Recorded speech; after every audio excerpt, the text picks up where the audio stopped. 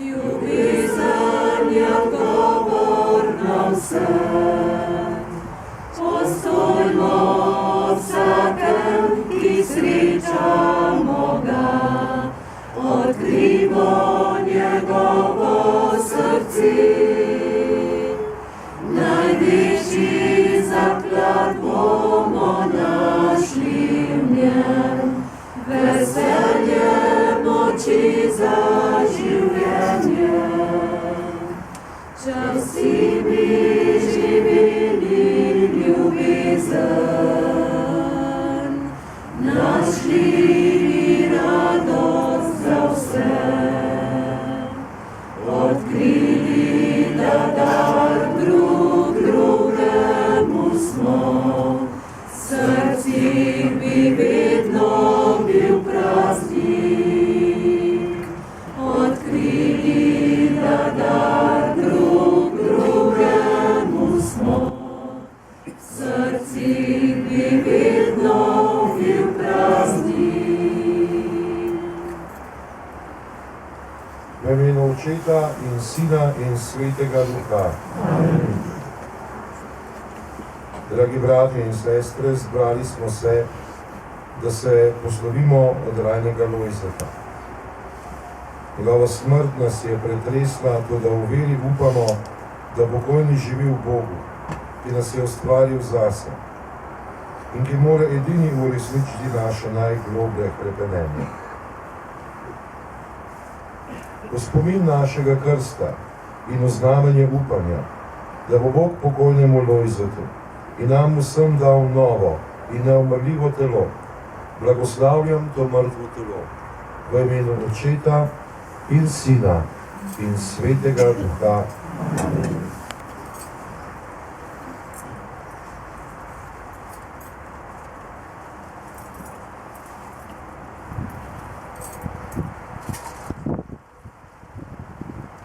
Molimo, usmiljeni Bog, prosimo te za našega brata Lojzeta. Na zemlji si ga poklical v svojo cerkev, sprejmi ga v kraljestvo miru in luči in pridruži svojim svetim in izvoljenim po Kristusu našem Gospodu. Amen. Priti od tebe v imenu Urbanističnega inštituta Republike Slovenije in svojem osebnem imenu. Lojze je bil velik človek, pa tudi izjemen znanstvenik, strokovnjak, univerzitetni učitelj, pedagog, direktor Urbanističnega inštituta, predavatelj na domačih in tujih univerzah, mednarodni konzultant, publicist za znanstvene, strokovne in laične kroge, formalni in neformalni mentor, predvsem pa raziskovalec po duši. Vedno so ga zanimali novi problemi, inovativni pristopi in praktično reševanje razvojnih dilem. Leta 1951 je končal klasično gimnazijo v Ljubljani. Pozneje je z delom Vprašanje prehrane v luči geografije diplomiral na oddelku za geografijo Prirodoslovno-matematične fakultete Ljubljanske univerze. Leta 1977 je doktoriral na temo vpliv gibanja kmečke delovne sile na oblikovanje agrarnega prostora, ki delo je zagovarjal na oddelku za geografijo Filozofske fakultete v Ljubljani. Po krajši zaposlitvi na Hidrometeorološkem zavodu se je leta 1962 zaposlil na Urbanističnem inštitutu, kjer se je tudi upokojil leta 1994. Široko in še sedaj aktualno si je zastavil vprašanja že v svojih prvih člankih v 50 letih, kot so erozija prsti, problem našega časa, ribištvo in vprašanje prehrane na svetu, pomen talne vode za gospodarstvo in drugi. V 60 letih se je posvetil temeljnim raziskavam z področja geografije, prebivalstva, izrabe tal in regionalnega prostorskega planiranja. V začetku 70 let je začel razvijati sodobno metodološke podprte demografske projekcije, ki so postale ena od rdečih niti njegovega raziskovanja, tako v metodološkem in praktičnem smislu. To so bile inovacije v evropskem prostoru, naj omenim samo nekaj naslovov: projekcije in dinamika rasti prebivalstva Slovenije, demografske projekcije v prostorskem planiranju, regionalne bilance prebivalstva in zaposlenih, priročnik za uporabo demografskih projekcij v prostorskem načrtovanju in druge. Ne spomnim se niti enega občinskega prostorskega plana v Sloveniji, ki se ne bi začel pripravljati brez njegovih skrbno pripravljenih demografskih strokovnih podlag. Delo na problematiki prebivalstva je tesno povezoval z deli, kot so analiza kmečkega prebivalstva Slovenije, analiza ruralnih območij,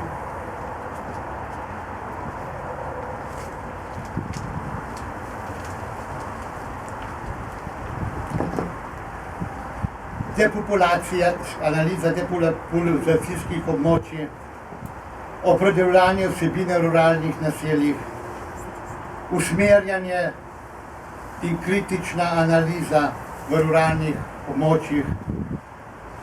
To je bilo tudi obdobje njegovega pionirskega dela na področju javnega prometa. Naj omenim študije razvoj saobračajnih mreža, funkcionalnost javnega potniškega prometa v Sloveniji, metodologija in analiza avtobusnega prometa v okviru mednarodnega projekta Transportni sistem Slovenije, funkcionalnost javnega potniškega prometa v Sloveniji in številne druge raziskave. Spominjam se, kako res srečen si bil, ko si se razdajal kot vodja raziskovalne skupine, kjer so bili mladi geografi, ekonomisti, arhitekti, matematiki in drugi. Pomagal si nam, da smo hitro razumeli, kar so drugi že napravili, a samo tebi značilnim mehkim pristopom nas usmerjal in tudi prisluhnil našim nadobudnim idejam.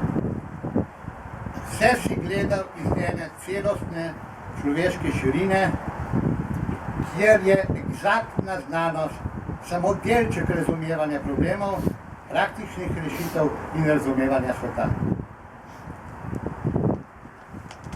V naslednjem obdobju si nadaljeval to svoje raziskovalno delo, kot so deagralizacija, urbanizacija, osnove smotrnega gospodarjenja s prostorom in druga področja.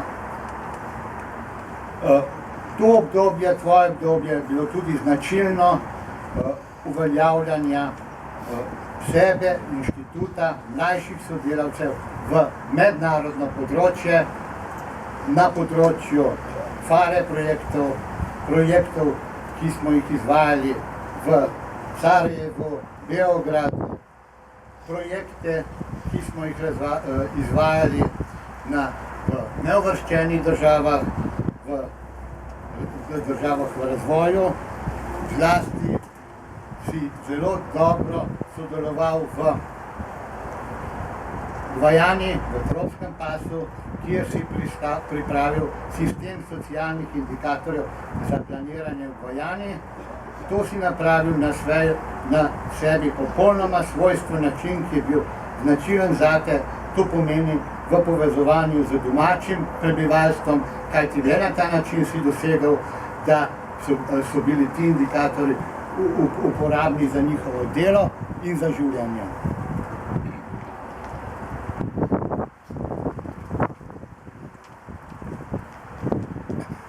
Tudi po upokojitvi si še vedno aktivno sodeloval z Urbanističnim inštitutom pri mednarodnih projektih, ekspertizami na področju prebivalstva, urbanimi simulacijami in drugimi področji.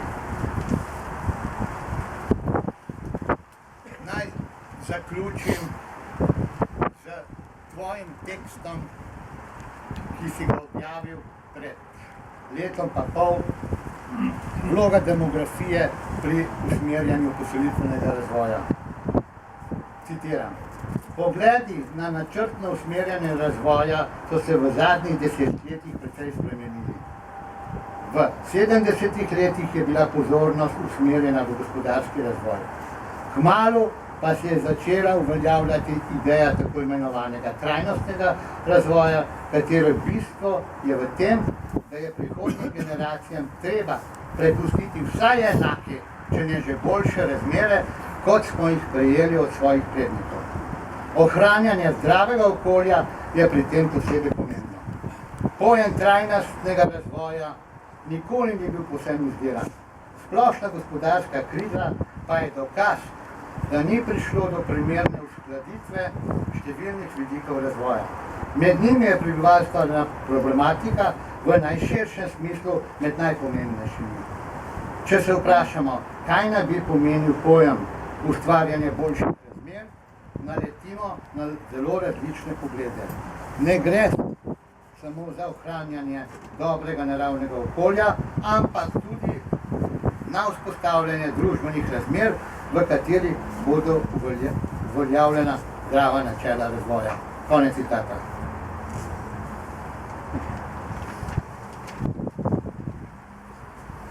Dragi Lojze, nikoli nisi dosti govoril o sebi in o svojih problemih. Morda premalo. Mi pa smo na vsakem koraku čutili udejanjanje tvojega brezmejnega socialnega čuta in razumevanja. Pogrešali te bomo. Iskreno sožalje izrekam v svojem imenu in v imenu inštituta ženi Dolores, štiri Juditi, ter vsem sorodnikom in prijateljem. Učivaj v miru.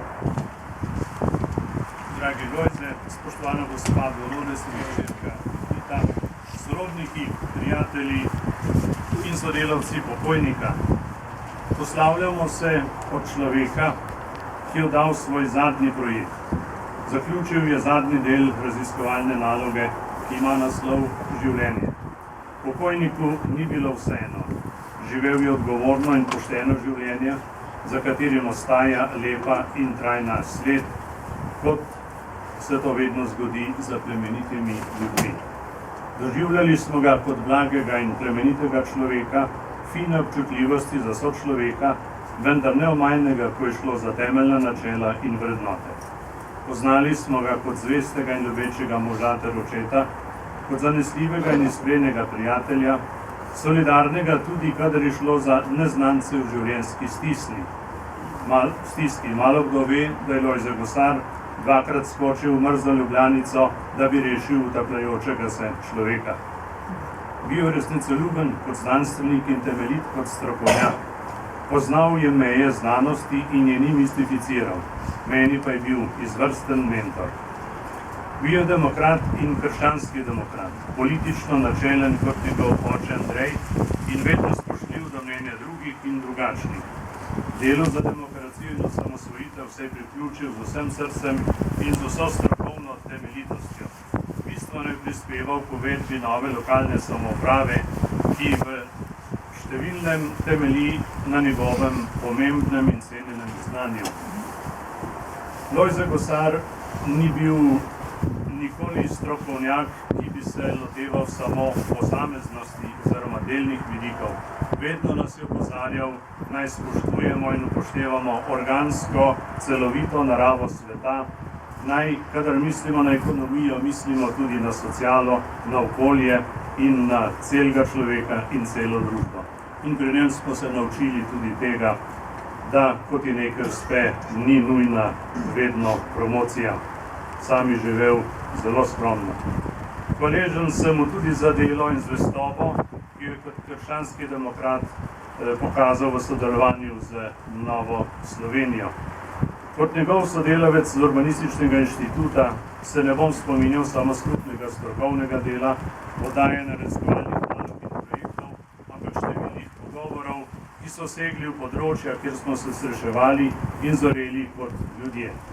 Posebno bi se ti, dragi Lojze, rad zahvalil za mentorstvo, prijateljstvo in sodelovanje. Ob tebi sem se zavedel temeljnih razvojnih dilem in vprašanj, povezanih z usmerjanjem razvoja v prostoru, v katerem vedno živijo ljudje. Ti si mi prvi govoril, kaj pomeni šibko veselje do življenja in izračunal, kako bo, ko nas bo premalo. Kot nekdanji predsednik SKD sem ti hvaležen za obsežno svetovalno delo, ko je šlo za razvojno strategijo Slovenije, regionalizacijo, demografijo in druga razvojna področja. Ko se odpravljaš v pokrajino, ki oko še ni videlo in uho ne slišalo, ti hvaležni želimo, da jo zasluženo in večno uživaš v Božjem miru. Gospe Dolores, hčerki Juditi, svojcem, prijateljem, želim iskreno sožalje.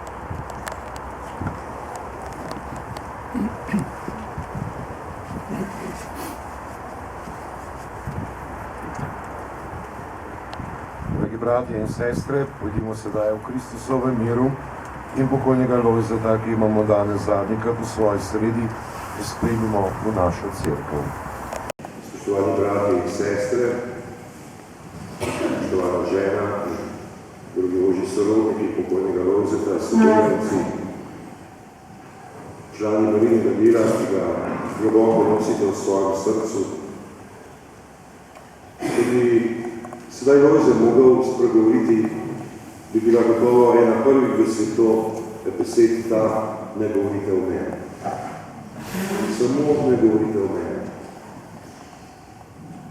In ko sem premišljal, katere odlomke iz Svetega pisma bi izbral, in ko sem pomolil v Svetemu duhu, se mi je za evangelski odlomek odprl današnji, ki ga je prebral njegov sošolec iz mladih let, sem mu hvaležen, da nam je podelil to besedo. Ja, nebeški oče, hvala ti, ker prikrivaš to, kar želiš povedati modrim in razumnim tega sveta in razodevaš manj. To je prvi podarek. Gospod Lojze je bil velik po očeh tega sveta, toda majhen in zato velik po očeh Boga. In to se mu je zdelo najpomembnejše. Ne slava, ne naslovi, ne to, kar je bilo narejenega, kar se vidi, ampak to, kar se čuti, kar se doživlja, kar se pride srcem. Drugi podarek je, nihče ne pozna sina, kakor le oče, in nihče ne pozna očeta, kakor le sin in komu hoče sin razodeti. Ko so se pogovarjala, ko je nastala ta njegova zadnja knjiga uvodnik, ki si jo lahko poznajo tudi vzamete ob vhodu v cerkev, rekel, najpomembnejše na svetu je prepoznati očeta po sinu v Svetem duhu. Zopet beseda, ki ni bila izbrana naključno. In potem še tretji poudarek današnjega evangelskega odlomka. Vzemite moj jaran nase in učite se od mene, ker sem krotak in srca ponižen. Mislim, da bi te besede lahko dal kar meni v usta, ne samo Jezus. Kot da bi rekel, dragi bratje in sestre, križ, ki vam je naložen, ne otepajte se ga, o tem smo govorili prav na zadnjem srečanju skupine besede življenja, ko smo razmišljali o križu. Ne otepajte se križa.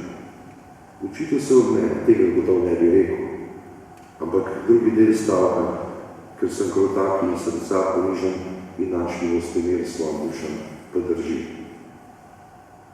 Govorim tiho, govori iz te navzočnosti, ko smo ga danes pripeljali pred tistega, katerega je pravzaprav posvetil vse svoje življenje in ki mu je bil najdragocenejši. Gospod, ki ni bil samo pot, ni bil samo resnica, ampak je bil njegovo življenje. In ko so se z gospod Dolores pogovarjala o žalosti in o tem občutku, ki ga doživlja, da izgubi svojega moža, so skupaj ugotovila, da to žalost ne moramo imenovati klasično žalost. Tako žalost, ki jo doživljajo tisti, ki nimajo upanja. Ampak to žalost lahko imenujemo danes ustajenska žalost. Žalost, ki se je že dotaknil prst ustalega Kristusa. Žalost, skozi katero že zremo tisto novo nebo in novo zemljo, ker se uresničujejo tiste besede, ne trpljenje, ne bolečina, tudi smrt nas ne more ločiti od Kristusove ljubezni. Prej je bilo tako lepo napeto, na vse ima odgovor edinole ljubezen. In največja ljubezen, ki ima odgovor celo na glavno vprašanje človekovega življenja, na vprašanje o smrti, je Božja ljubezen. In pokojni Lojze je to živel. Uporabljam besede, ki jih uporabljajo za svetega Jana Zabolska, njegovi življenjepisci. In bom samo spremenil ime. Gospod Lojze je živel in delal, kakor da bi gledal in zrl nevidnega. Vsi, ki ste ga poznali, se verjetno strinjate s tem. Kakor da bi zrl nevidnega. Ni govoril o sebi, ni govoril o svojih delih, ni govoril o svojih znanstvenih raziskavah in doživetjih. Govoril je za Jezusa. Govoril je o Jezusu in govoril je z Jezusom. On je razumel tisto besedo, ki je nekoč izrekel eden izmed znanih njegovih pislecev Pascal. Ni dovolj govoriti z Bogom, o Bogu. Z Bogom moraš govoriti. In pokojni Lojze je z Bogom govoril. Potopljen v njegovo srce, v njegovo besedo, predvsem o njega samega. O tem bi verjetno danes še pustil govoriti. O drugem ne, vsaj na tem mestu. Velikokrat je rekel, v cerkvi ima edino prvo besedo Jezus. Drugo je cerkev naša. Edini, ki lahko govori, bodi si po znamenjih, tako rad se je pogovarjal z nami, bodi si po največjem daru po Sveti Evharistiji, je on sam, torej ima on zadnjo in prvo besedo njegovo žrtev in njegovo ljubezen. In ko sem želel strniti vse vtise, poznanstvo z njim, eno leto in pol se poznala, sem pravzaprav preprosto in prisrčno želel povedati, da sem to, kar je pravzaprav bistvo vsakega kristjana. Po pokojnem Lojzetu, ki zame ni pokojni. Z gospo so se danes zjutraj pogovarjali, da ga čutiva. Včeraj zvečer v molitvi breverja je bil zraven. So skupaj bolili. V živem Lojzetu lahko rečem samo to, da sem pozno po njem bil bliže Bogu. In to je največ, kar lahko rečem. Doktorski naslovi, urbanistični načrti, lokalne skupnosti. Vse to ne potrebuje. Ampak da ti pa nekdo pokaže Boga, ne samo z besedo, ampak da to živi, je pa to največ, kar lahko doživiš, ko se srečaš s človekom. Pravijo, da se vrednost človeka šteje po tem, ali njem začutiš tisto iskro večnosti, tisto kar, ki jo vsi nosimo v sebi, ki se vzburi in uhrepeni v naših srcih, ko se srečaš s tem človekom, ali pa ti pusti praznega, suhega. On je enkrat nekoč rekel eno stavko, na svetu smo samo z enim razlogom, da se po nas ljudje dotikajo Boga. Da se po nas dotikajo Boga. In to lahko v njem rečem. Zato da Božja beseda, ki smo jo danes slišali, duše pravičnih so v Božji roki. Ja, za koga lahko te rečemo, če ne za Lojzeta? Duša pravičnega je v Božji roki. In tudi trpljenje ga ne zadene. On je v miru. Verjamemo, da je v miru. In potem se to čudovito berilo iz knjige modrosti prevesi, berilo, ki ga apostol Pavel pove svojim prijateljem v Korintu, ki so, bomo rekli, ki jim je vera po smrtno življenje pojednjena, ki so odpali, njihov korak je bil težak, preveč so bili pogrezni v ta svet. Pavel, kakor še ni bil, kakor Lojze. Ne v velikih besedah, ampak po tistim, kar je nosil njegovo srce. Ne smrt, ne sovraštvo, nekaj drugega me ne more ločiti od Božje ljubezni. To je glavno sporočilo današnje k slovesom pokojnega Lojzeta. On nam je pokazal, kaj pomeni, da tudi najhujše stiske, tudi takrat, ko se telo od bolezni izčrpa, ko je korak majav, ko je težek, ampak je srce živo, ker je polno Boga. Ne smrt, ne trpljenje, ne bolečina, te ne more ločiti od moči ljubezni. In tukaj smo kristijani močni. Tu danes pojmo. Ker ima ljubezen odgovor na vse, še največji odgovor je odgovor na smrt. Zato danes molimo, zato kristijani nosimo v sebi nekaj, kar bi drugi radi imeli. Koliko ljudi si želi tega? Pa nimajo.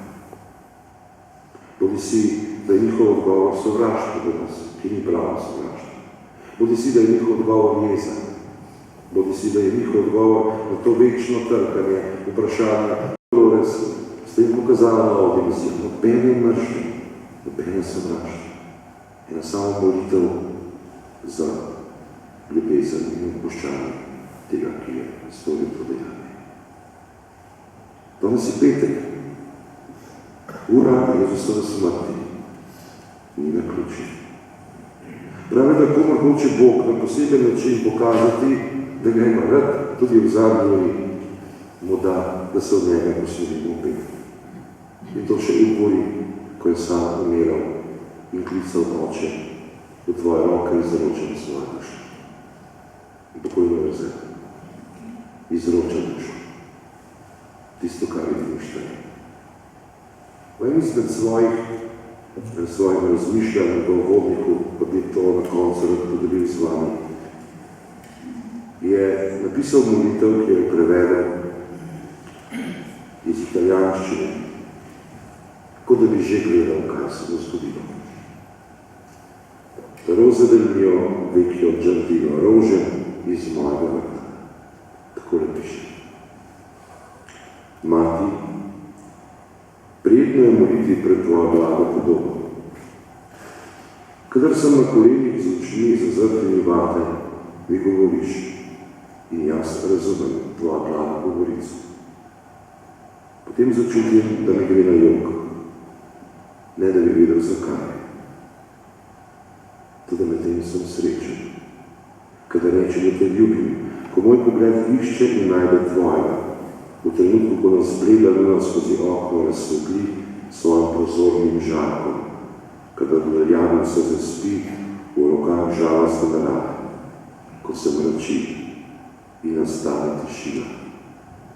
Se moja duša dvigne k tebi, mirna in čista, in začutim, da me prevzame sreča.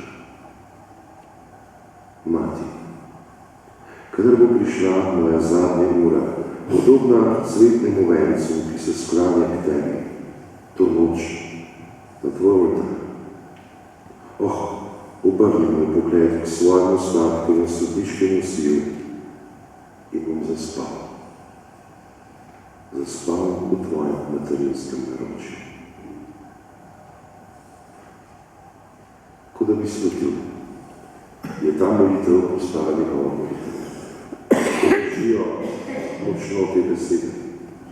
In upamo in verujemo, kar je izrazil v tej molitvi, da je njegov pogled našel tisti pogled in se skril v tistem pogledu, ki se ne bo nikoli odmahnil od njega, ki je pogled večne ljubezni. Danes upamo, da tiste besede z večno ljubeznijo predivljim, da ga nisem te zapisal, niso več samo besede, ampak je to življenje. Pridi, dragi in zvesti služavi, pomagam si v zvesti, če se veliko da bom postavil. Pridi v veselje svojega Gospoda. Dragi Roze, naj bo to potovanje čim krajše. Želim, da se spočiješ tam, kjer je doma tisto, po čemer si vedno hrkadel in to, kar si želel, to pa je ljubezen. Amen. Dragi Lojze, Vsi, ki smo se po Božji milosti srečali s teboj in bili tvoji prijatelji, vemo, da je bil Bog v tvojih življenju na prvem mestu. Leta 1963 si se srečal s karizmo edinosti Marijinim delom. Ko si prišel v stik s skupino ljudi, ki so bili prežeti z živeto Božjo besedo, je to nate naredilo velik vtis. Prav znotraj Marijinega dela sem te imel priložnost pobliže spoznati in kmalu sem se zavedal daru tvojega prijateljstva. Skupaj tabo smo se na tej poti povladali in čedalje bolj spoznavali, kako nas Bog na izreden način ljubi. Zavestno in z ljubeznijo si objemal križe, saj si se zavedal, da je ljubezen do križanega ključ edinosti, sprave in miru. Zadnjikrat smo se srečali s teboj pred enim tednom o besedi življenja. Takrat si tudi rekel, kako utemeljena je ugotovitev neke osebe, ki ni katoličanka, a je rekla: sekte se v nekaterih deželah tako širijo zato, ker veliko obljubljajo, a nič ne zahtevajo, v nasprotju s katoliško cerkvijo, ki obljublja križ. Nekoč si zapisal: križ je pomemben za vse kristjane in za vse ljudi, ki hočejo dobro. Vsebuje univerzalno, večno sporočilo, potrebno vsakemu srcu. Ko smo se v različnih priložnostih srečevali, si nas bogatil svojo prisotnostjo in modrostjo. Bog je prek tebe med nami ustvarjal globoko edinost, ki ti je v življenju pomenila vse. Svoja bogata spoznanja si z veseljem delil tudi z nami v župnijskem pastoralnem svetu, kjer si zavzeto delal, ker nas vrsto let spodbujal in usmerjal z uvodno besedo v župnijskem glasilu, za kar ti je župnija še posebej hvaležna. Bil si osebnost z izredno človečnostjo, ki se je žarel in razširjal tudi brez besed. Bil si človek, ki je vzbujal simpatijo in zaupanje. Mnogi, posebno tisti, ki smo bili v kakršnihkoli težavah ali v krizi, smo se obračali nate. Bil si čisto srcu, človek z dosledno intelektualno poštenostjo in pozornostjo. Bil si eden izmed tistih, ki jih ne moreš ne imeti rad. To je predvsem tvoja žena Dolores, ki je ves čas živela ob tebi in se za tebe ter tvoja hčerka Judita, ki sta bili močno povezani s teboj v edinosti duš, kakršne, tako resnične in preproste, ni lahko najti. Bil si res pravi prijatelj. Znal si iz vsakega potegniti tisto, kjer je najboljša od nas. Ob vsem tem pa si ostal do konca ponižen. Tudi vero, ki se v tebi vse bolj poznala, se doživljal s iskrenostjo, nevsiljivo kot osebni zaklad, ki ga je treba skrbno varovati, ne pa razlagati, ki bi ga bilo treba vse posod razkričati. Vera ti je bila nekaj veliko dobrega od kakšne ideologije, s katero bi se ponašali. Tvoja vera je bila preprosta kot vera otroka. Bil si med tistimi, katerim si dobro povedal svojo besedo. Odslej bomo Boga častili v duhu in resnici. V tebi je bilo globoko in dostojanstveno sprejemanje trpljenja, prava krščanska potrpežljivost. Bil si mož vztrajne in zaupne molitve ter velik častilec Marije. Mislim, da tudi za neverujoče tvoje zemljsko življenje hrani semenja smrtnosti, dediščino, ki ostaja in ki se na nek način prenaša naprej za prihodne čase. To bi bilo veliko takih ljudi, kot si bil ti, ljudi, ki ostajajo vselej pozorni in znajo zares ljubiti, koliko boljši bi bil svet. Kar si sejal, to ostane. Tebi in Bogu smo hvaležni za vse, kar si bil, in hvala, ker si živel med nami in z nami. nagovori Božji blagoslov in vstopi v ta trenutek, ko se proslavljamo pokojnega Jozefa. Gospod z vami, blagoslovi vas vsemogočni Bog, Oče in Sin in Sveti Duh. Amen. Slavimo Gospoda. Bogu hvala.